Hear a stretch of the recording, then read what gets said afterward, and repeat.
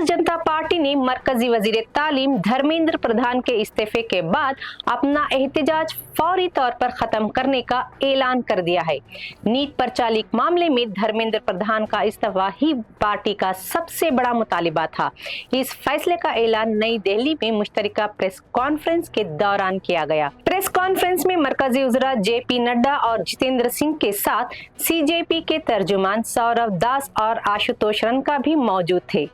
CJP का कहना है कि हुकूमत ने उनके बाकी मुतालिबात भी मानने की यकीन दहानी कराई है, जिसके बाद एहतजाज खत्म करने का फैसला किया गया। हुकूमत ने तलबा के खिलाफ दर्ज तमाम पुलिस मुकदमात वापस लेने और आइंदा उनके खिलाफ कोई कार्रवाई न करने की भी यकीन दहानी कराई है।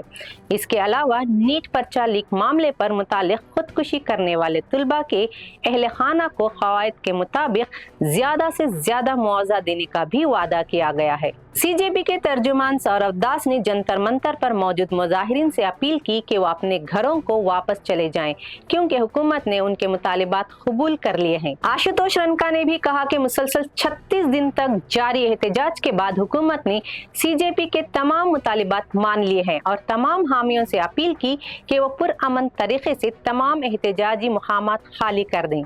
इन्होंने कहा कि उनके मुतालिबात इंतहा पसंदाना नहीं थे, बल्कि तलबा और आम आवाम के फायदे के लिए थे, जिन्हें अब हुकूमत ने मान लिया है। ऐलान के बाद तलबा और उनके हामियों ने खुशी मनाई और इसे मुल्क भर में जारी एहतजाज की कामयाबी करार दिया।